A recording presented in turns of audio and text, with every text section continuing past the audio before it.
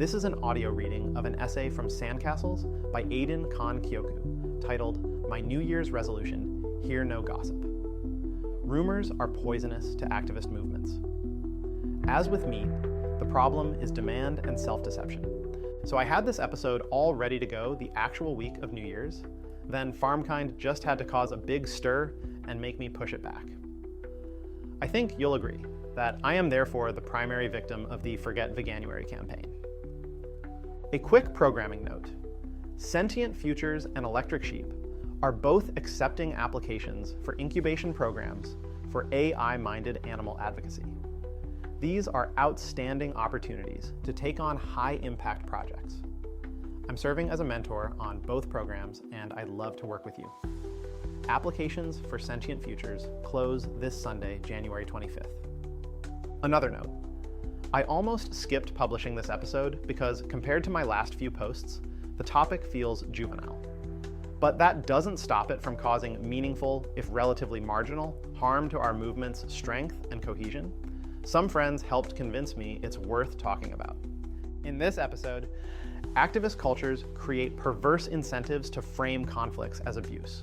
One such being that it is more socially acceptable to gossip about abuse, leading to a race to cast the other person as the persecutor first. Research shows we can't help but believe the first story we hear about a conflict, even when we know better, further incentivizing people to spread their side first. Multiple accusations can appear independent when they're actually interconnected. Rumors spread and replicate like a virus, infecting even our memories of past interactions. By getting clear on the needs we seek to meet with gossip, venting, seeking help, building relationships, we can meet them without spreading distorted narratives. You can cut off gossip on the demand side. Before agreeing to hear a rumor, ask whether all parties would want you to hear it, and if not, whether there's a real reason you need to. 1. Do you want to hear something juicy? Your friend asks in a hushed voice, flashing a devious smile. You know what's about to happen, and your body lights up. You lean forward in your seat, your heart rate jumps a bit, some adrenaline shoots into your blood. Yes. I do want to hear something juicy. Gossip is an opportunity too good to pass up. Besides the delight of being let in on secrets and the gratification of hearing about other people's dysfunctional lives, gossip is a powerful bonding mechanism, building a covenant between the person sharing the rumor and the person receiving it, not unlike the bond between two people who commit a crime together. It apparently played an important role in the evolution of our social brains. But wait, Gossip is also, like, a bad thing, associated with immature school children. And yeah, that's maybe because it can destroy people's lives or something. What are we to do? I see 3 solutions to this dilemma. The one common in activist communities is to dress it up. After all, we're progressive, well-socialized people. We wouldn't gossip. We don't ask people if they want to hear something juicy. Instead, we say, I need to tell you about something that happened. I'm warning you because I care about you. People deserve to know what he or she is really like. This is accountability, not gossip. And perhaps the most nefarious. You have to promise not to tell anyone else. This is tricky. There are surely situations where each of the bullets above is appropriate or necessary. I used to think I was pretty good at that balancing act. Sure, sometimes I talked about my conflicts with other people, but I always tried to do it in a humanizing way that acknowledged my frustration while leaving room for the other person's experience. In hindsight, this was meager self-justification. That became clear to me when, last year, it was my turn to become the subject of a nasty rumor, one that tore up several friendships before I even knew it was circulating. There's a particular kind of vertigo that comes with learning some unknown fraction of your community have a whole secret narrative about you, built from a story you never got to tell your side of. Countless interactions are suddenly recontextualized as you see how they were overshadowed by what you believe is a fictional version of you. And then you start wondering, how many other people am I carrying around distorted versions of? This forced me to come to terms with how much damage I'd still been doing with my own participation in the rumor mill. First, by reserving gossip for situations of abuse rather than mere conflict. I was helping to create a perverse incentive. Under this rule, people are allowed to engage in gossip, a deeply natural social activity, if and only if they frame their dynamic with someone else as abusive. If venting your frustrations or negative judgments about someone is frowned upon, but speaking out about how they abused you is celebrated, it's not hard to see where we'll get more of the latter. Second, while I tried, imperfectly, to keep a higher standard for when I'd be willing to gossip about my problems, I had a much lower standard for agreeing to hear about other people's drama. By consenting to every offer of sweet, sweet gossip, I told myself I was being a good listener and a supportive friend. But what I was actually doing was creating a market for rumors, signaling that gossip is welcome in this community and will even be rewarded with tighter social bonds. In the process, I was consuming highly distorted narratives that unfairly shaped my perceptions of other people. A second solution to gossip is common among traditional/conservative cultures. My sister-in-law grew up in rural Kentucky where, I am told, gossip is practiced loudly and unapologetically. So much so that everyone expects everyone else to start talking about all their dirty laundry the moment they leave the room. Ironically, this appears to be much healthier than the culture of activist groups. Gossip is so ubiquitous and overt that it becomes basically meaningless. Nobody needs to exaggerate their conflicts with other people in order to get a hearing, and everyone is so inundated in rumors about everyone else that they learn not to think too much of any of it. These communities can leverage gossip for building social bonds with relatively little harm. This sort of cultural norm genuinely appeals to me. But I don't think it's achievable for progressive activists. Activist communities select for judgmental people. We lack the constitution to talk shit about each other all the time without it leading to conflict, factionalism, and ostracization. In an extremely informal survey, all but one of a dozen or so friends I asked agreed that gossip is a serious problem in our movement. We'll return to the exceptional person shortly. Yet all of us do it. As in, I personally have gossiped with every single one of those people. This leaves us with only the third solution. We need to cut off the market for rumors at the source. Every vegan activist knows that slaughterhouses and factory farms only operate because the public wants to consume cheap meat and wants to be shielded from having to think about the true cost. Gossip is the same. Gossip is a demand-side problem caused by our appetite for juicy rumors and our neglect for the harm they cause. Whenever we agree to receive a rumor, we're placing an order. When we listen with rapt attention and respond with uncritical validation, we're leaving a 5-star review. The gossiper walks away feeling justified in their lopsided interpretation of events, less likely than ever to approach conflict constructively, and more likely to keep the rumor going. We can't help that people need to vent about their conflicts, but we can stop encouraging them to do it in the least constructive way possible. I'm resolving that starting in 2026, I'm going to do the unthinkable. If someone asks me, "Do you want to hear something juicy?" I will not say yes. I'd love to invite you to join me, so let's see if we can figure out what to say instead. 2. You can't handle half the truth. We all know there are two sides to every story. Unfortunately, gossip is perfectly calibrated to make us forget this fact. Leading research shows that our brains simply are not built to hear a juicy rumor and respond with the kind of wise, multi-partial equanimity most of us aspire to. In 1993, psychologist Daniel Gilbert and colleagues set out to test a key question about how we process information. Philosophers had long debated whether we can understand a claim independently of believing it, or if belief forms automatically along with understanding. Gilbert's paper resolved this debate. The title says it all. You can't not believe everything you read. Study participants were asked to read information about a criminal defendant. Some of the information was false, but conveniently, the false information was highlighted in bright red text. Yet when study participants were asked to read the text while distracted by a second task, they incorporated the false statements into their judgments anyway, recommending harsher sentences when the false statements made the crime seem worse. Researchers use distractions like this to peek at the rapid mental processes that mediate between our conscious and subconscious minds. In this case, it showed that comprehension and belief happen simultaneously. When we hear a statement, believing it is part of the process of understanding it. Skepticism only kicks in afterwards, if we have the mental bandwidth and motivation for it. Subsequent research has demonstrated the staying power of these credulous first impressions. In one oft-replicated study, participants read a news story, such as a story about a warehouse fire that initially blamed paint cans and gas cylinders stored in a closet. Then they are shown a correction stating that, in fact, the closet was empty. Yet, despite correctly recalling the correction, over 90% of study participants later made inferences based on the original misinformation. Anecdotally, my friend Mark Westcombe of Animal Think Tank experienced this firsthand in his previous career as a management consultant. He often facilitated strategy meetings among different stakeholders on a business deal.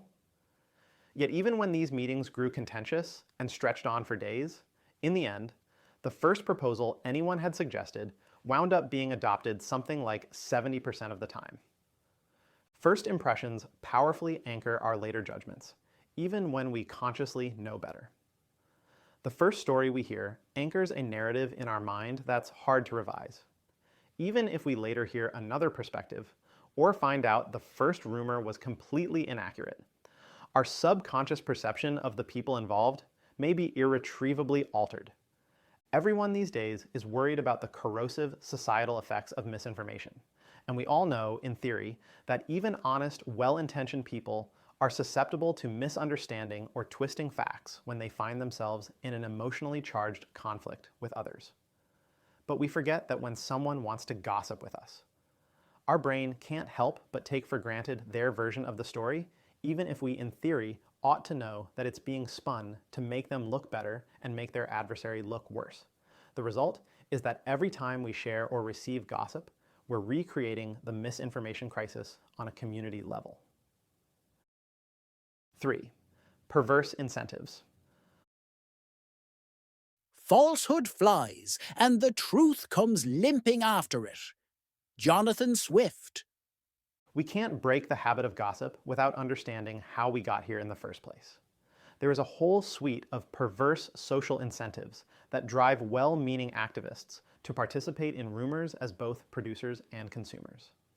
To start, most people don't engage in gossip with the intent to harm. Even sharing or gathering information is often a secondary goal, behind relationship building and social enjoyment. That might seem obvious, but if we don't want to slide back into old habits, we'll need better strategies for building relationships.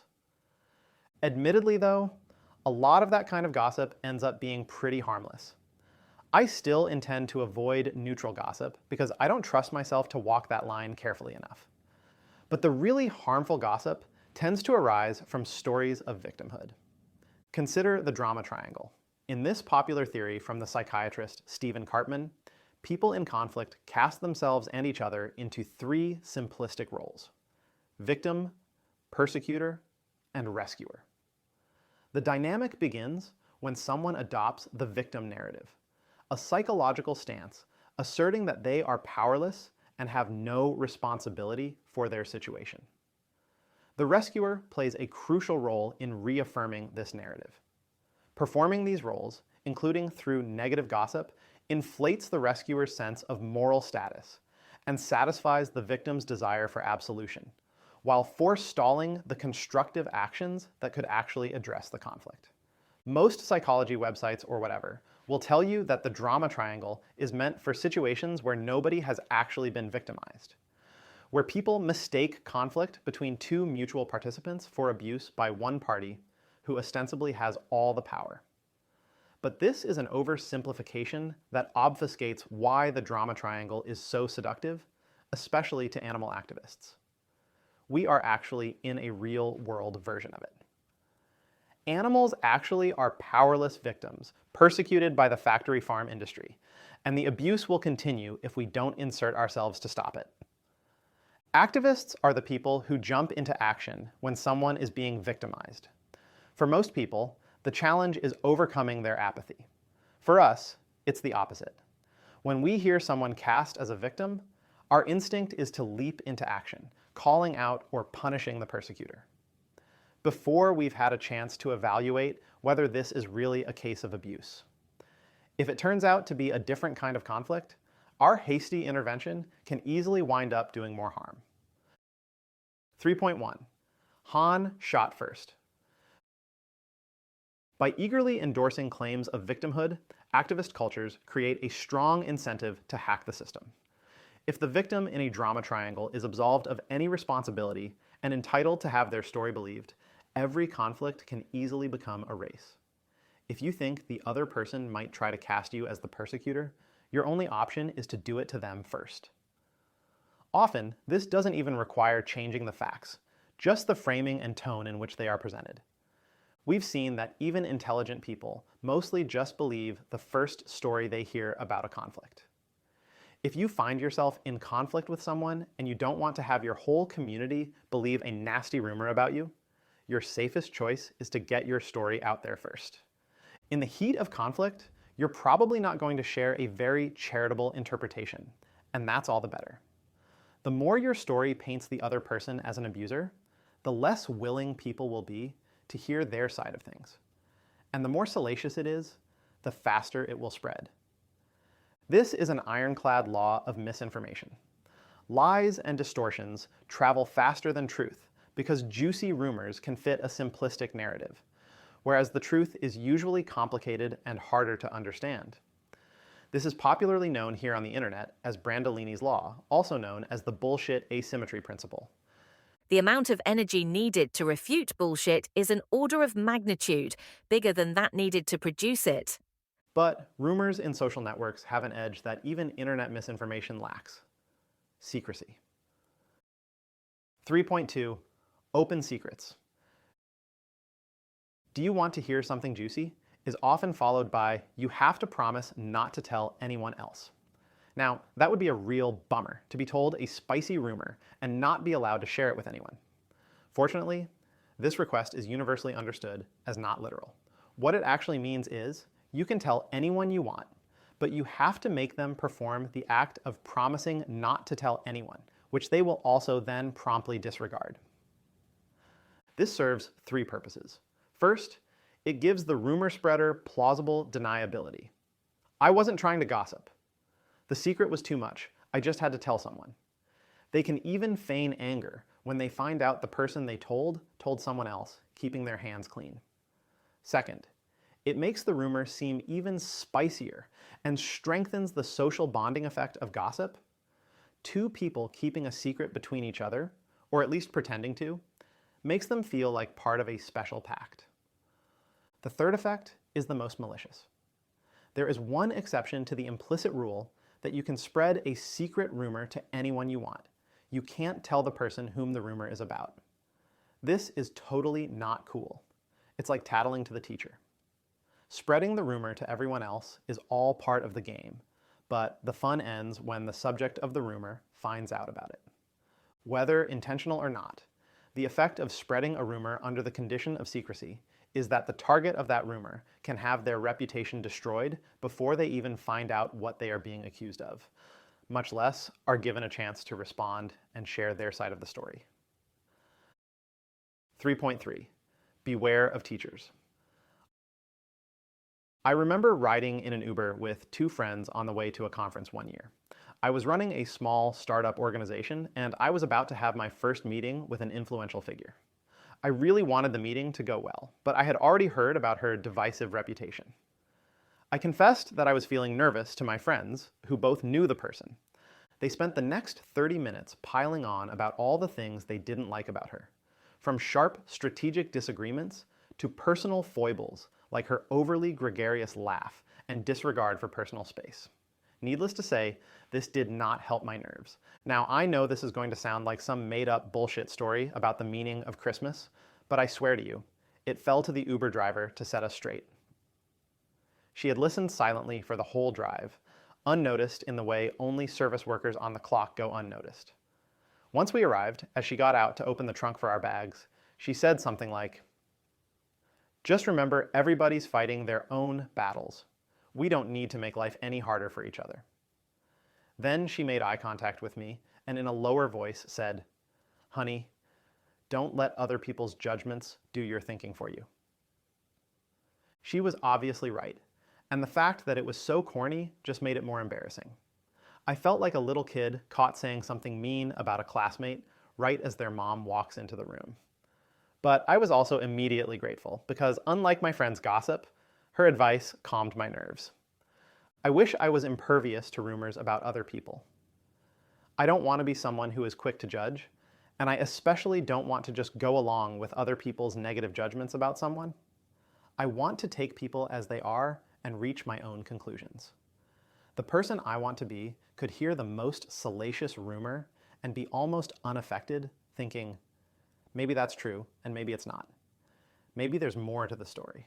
I'll rely on my own judgment. Alas, I have not yet become that version of myself.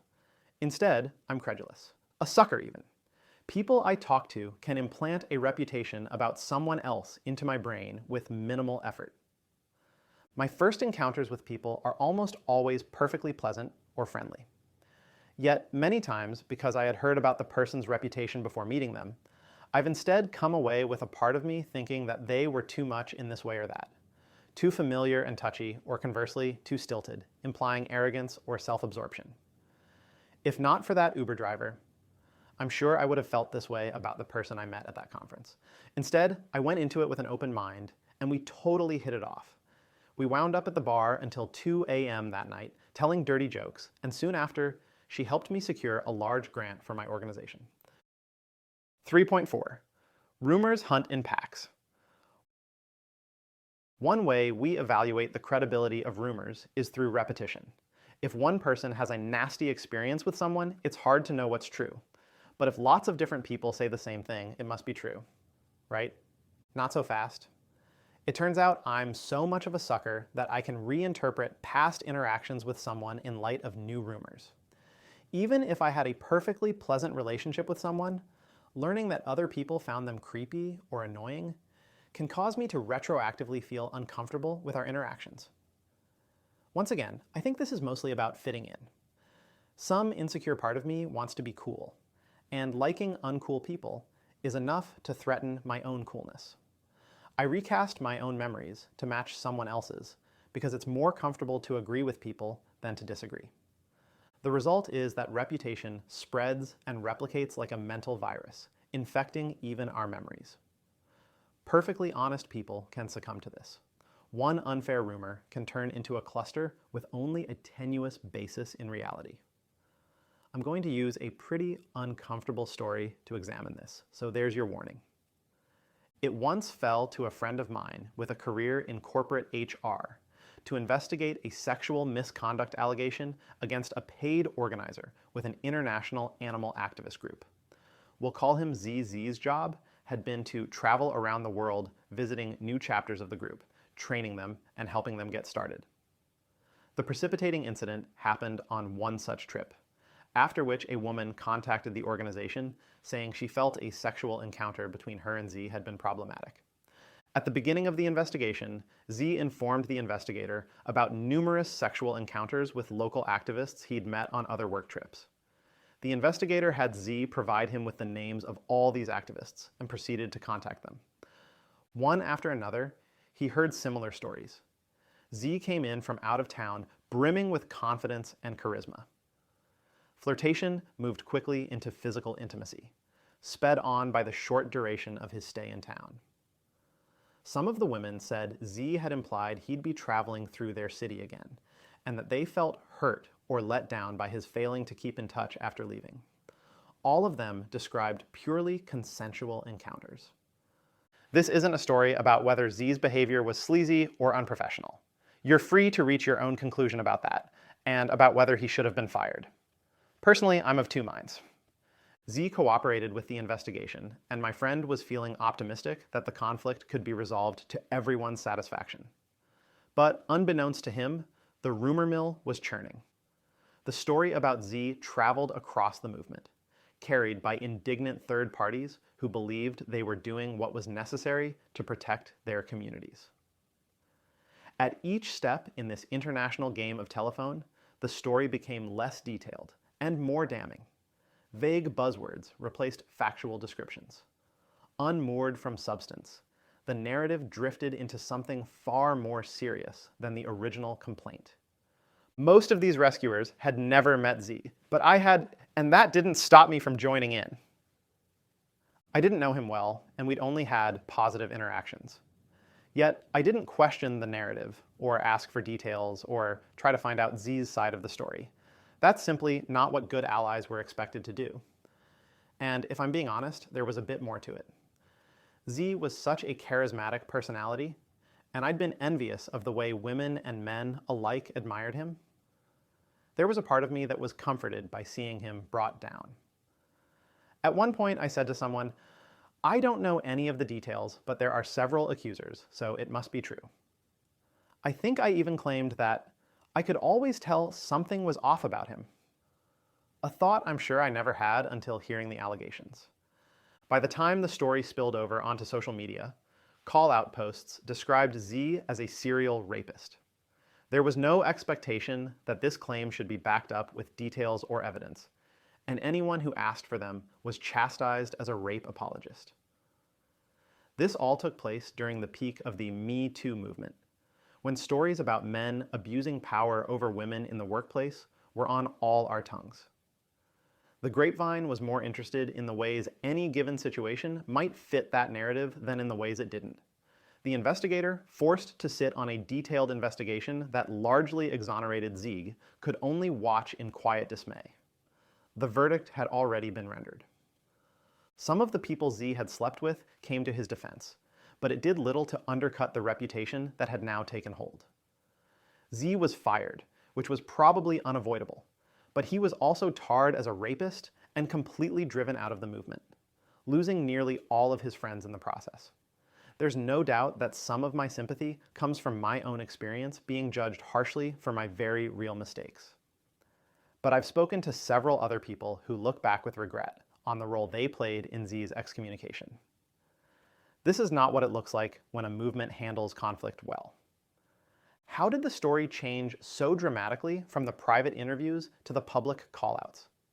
It could be none of the women trusted the investigator enough to be honest with him. It could be they needed to know how many other accusers there were to feel safe telling anyone. It seems more likely, though, that they re-examined their encounters with Z after hearing gossip about him.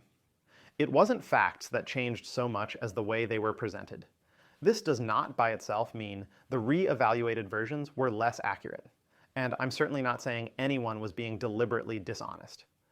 But neither is it obvious that the second interpretation, the one further removed in time from the original events and recontextualized by an emotionally intense reputational narrative, is necessarily closer to the truth.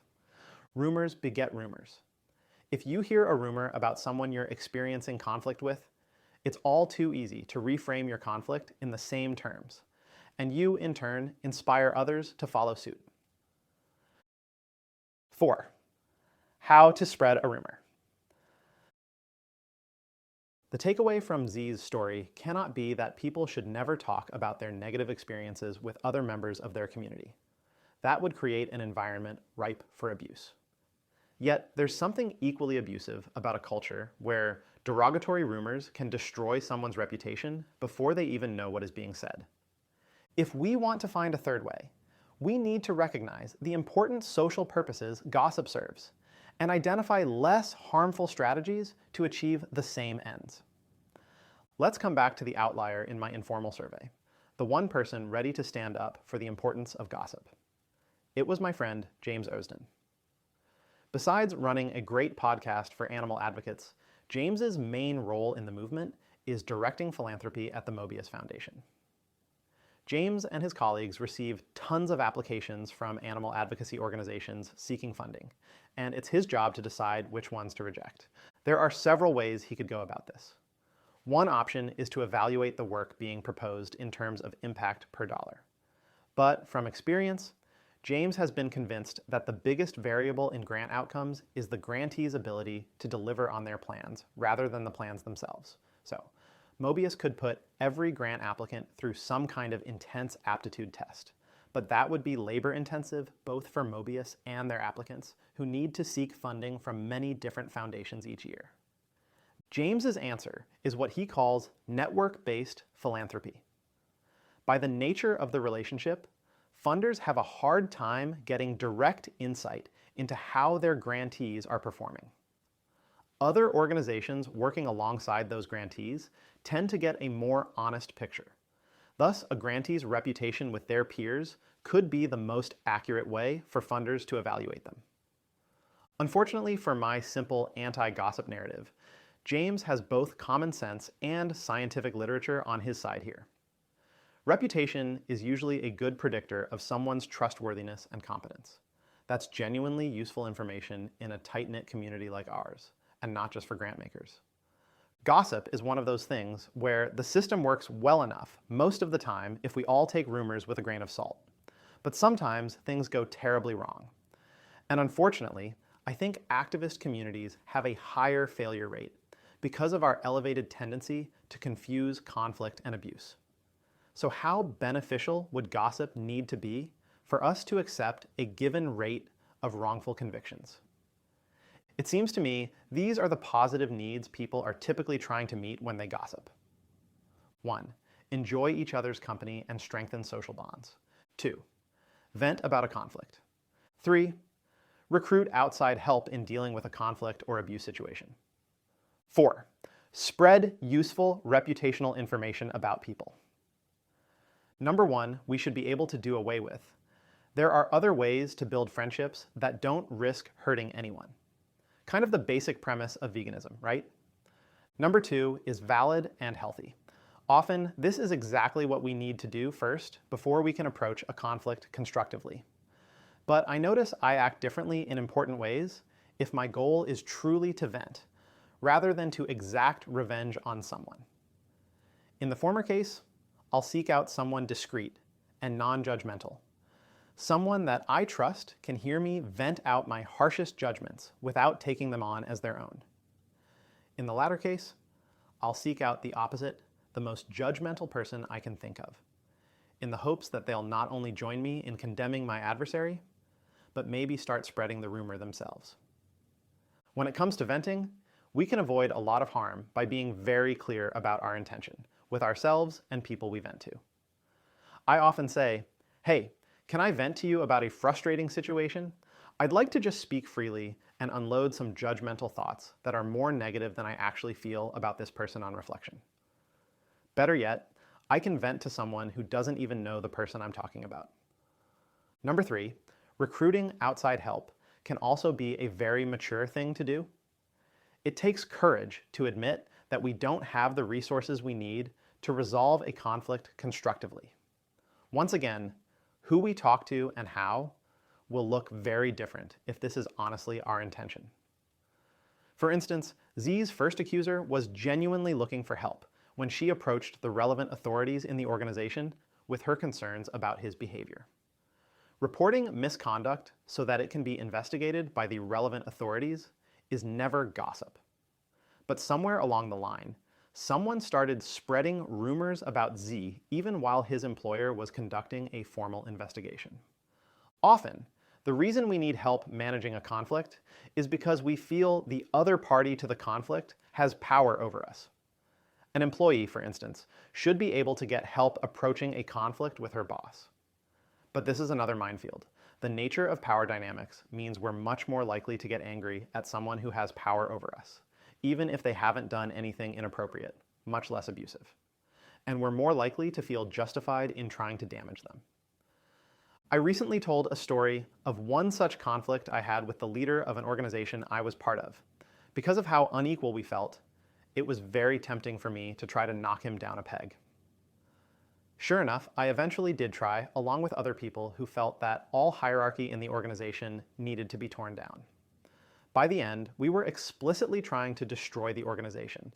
But for a crucial phase while the conflict was escalating, we told each other that we were just trying to address our conflicts constructively, and that we needed to band together to balance out the power differential between us and leadership. We all need to be careful lest seeking help turns into building a faction. Number 4, spreading useful reputations is probably the trickiest. This is the need James is pointing to with network-based philanthropy. While I was working on this section, I happened to listen to an old interview with Spencer Greenberg, a polymath blogger with ties to the EA movement. Spencer argues that while there is certainly a problem with negative gossip that is either untrue or concerns details of people's lives that should stay private, there's also such a thing as positive gossip. If gossip is both truthful and relevant, it encourages kind, responsible, and effective behavior, and protects a community from untrustworthy people. You won't be surprised that I find this highly precarious. It relies on us correctly evaluating our judgments about other people right at the moment it is hardest when we are in conflict with them. And it relies on all of us keeping a cool head when people bring us their negative judgments about others. It doesn't work to say gossip is good if it's true, because everyone believes their gossip is true. Still, we might think gossip could stay positive across a community if humans were good at balancing positive and negative stories they hear about someone. In that case, even if a few people reached an unfairly negative conclusion about someone they have a conflict with, their positive reputation with everyone else would balance it out. This has obvious problems. First, I strongly suspect we are less motivated to gossip about our positive experiences with someone than our negative experiences, so the latter will be overrepresented. Second, negative stories have a stronger influence on our perceptions. A single rumor about a dishonest action can erase years of goodwill and positive reputation.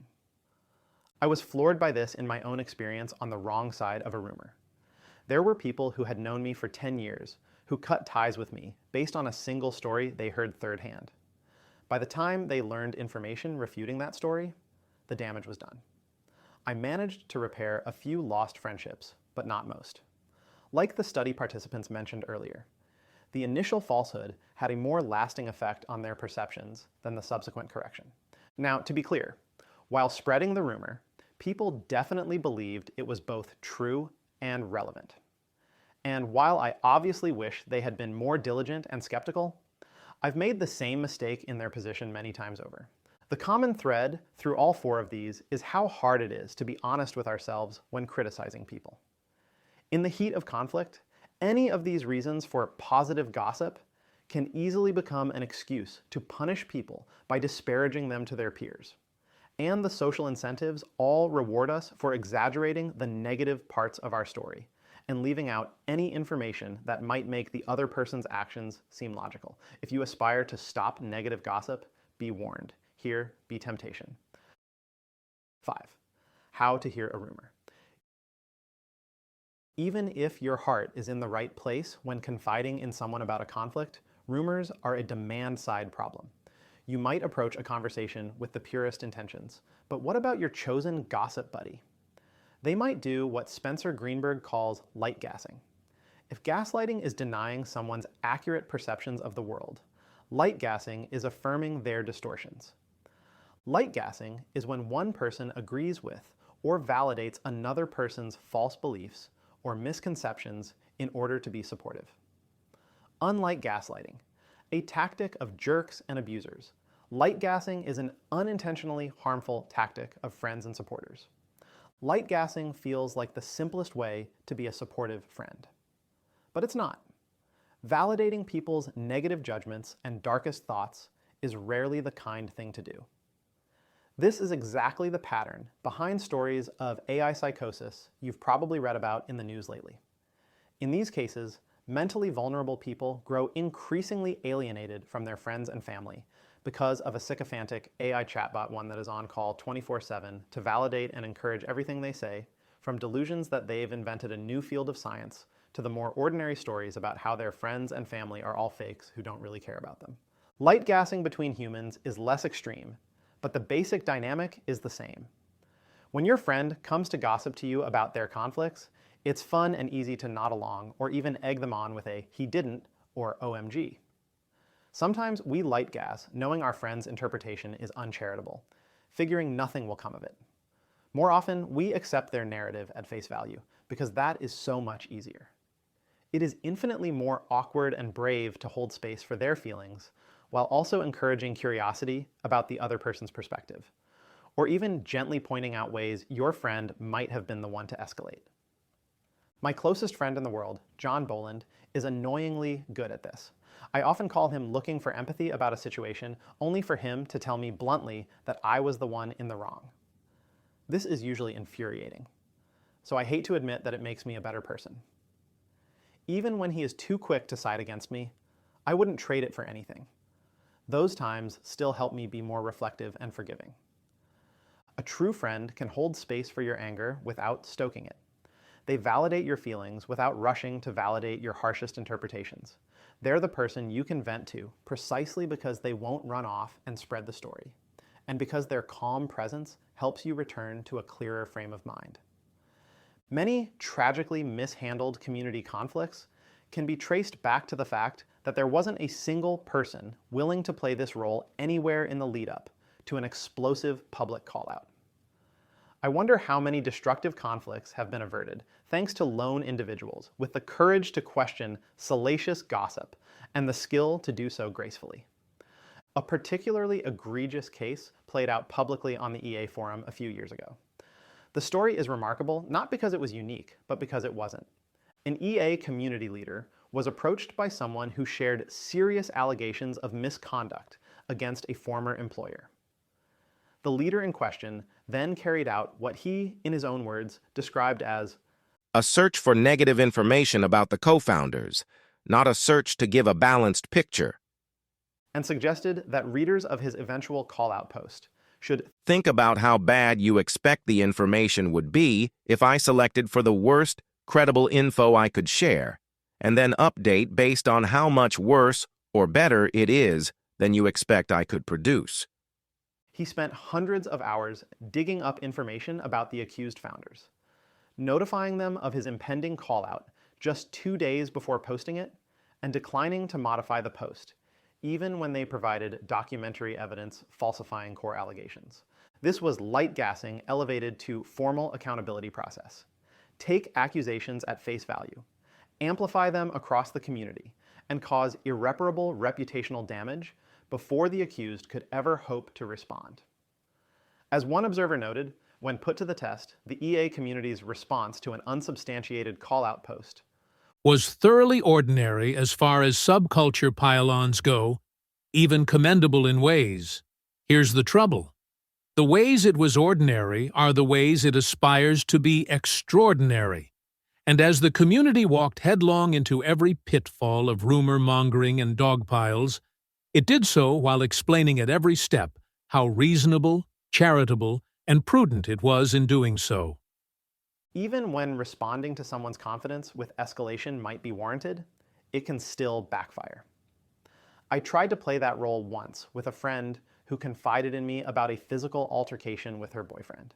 She was looking to vent and hoping for some guidance about how to navigate a repair. Instead, I freaked out and sternly urged her to break up with him, which she wasn't ready to do. It strained our friendship, putting distance between us when she needed support most. Was I conflating conflict and abuse? Not this time. Their relationship finally ended 2 years later with a police call after a much more violent episode. I wasn't wrong about how volatile the situation was. But being right didn't make my reaction helpful. Looking back, if I'd been more curious and slower to judge, I might have maintained her trust and helped her find a more creative way to keep everyone safe. That's an unusual example. Most of the time, people are thrilled to have us take their side as enthusiastically as possible and get them even more riled up about their conflicts. So let's focus on how we can avoid pouring gasoline on other people's fires. For my year of no gossip, if someone asks if they can tell me something juicy, I'm not going to say yes. But I'm not going to say no either. Instead, I'm planning to use these testing questions. First, would all the people in the story want me to hear it? And if not, is there some other good reason for me to hear it? I've been trying these out for several months already. The responses have been revealing and encouraging. First, people are caught off guard. Nobody expects you to turn down an offer of gossip. People usually seem a bit embarrassed. Most of the time, this hasn't stopped people wanting to tell me the story, but it significantly recasts the way they tell it and the way they expect me to react to it. I can't be sure since I don't know what the counterfactual would have been in any individual case, but people usually answer with one of the 4 reasons listed earlier, and then do a good job holding themselves accountable to that more constructive purpose. The test questions also help me remind myself that I'm about to hear one side of an emotionally charged story, and that I shouldn't take any of it for granted until I learn more, which in most cases I won't bother to do, because once I've heard the story, it's clear that whether it's true has no consequences for my life. In those cases, I'm working on the practice of not letting gossip change my attitude towards people, mainly by assuming there were perfectly good reasons for their decisions, which in my experience is basically always true. For both of our benefit, I sprinkle in the obvious follow-up questions. How do you think the other person/people in this story would represent it? Why might their actions have made sense from their perspective? And for the love of God, if you've only heard a story from one person's perspective, please don't assume you have any idea what really happened. Typing this stuff out makes me feel like a 2nd grade teacher talking to little kids who got in a fight, and I'm worried it will come across as condescending. But as much as all this is basic 2nd grade social skills, I also see it happen nearly 0% of the time, including on my part. This reminder is meant for me as much as for anyone else in the movement. But yeah, it's for you too. Mantras. Gossip, like meat, is a demand-side problem caused by our appetite for juicy rumors and our neglect for the harm they cause. Don't let other people's judgments do your thinking for you. The first story we hear anchors a narrative in our mind that's hard to revise. Reporting misconduct so that it can be investigated by the relevant authorities is never gossip. A true friend can hold space for your anger without stoking it. If you found this episode useful, the best way to help is to share it with another activist. This audio version of Sandcastles is produced using an AI clone of Aidan's voice. We apologise for mispronunciations.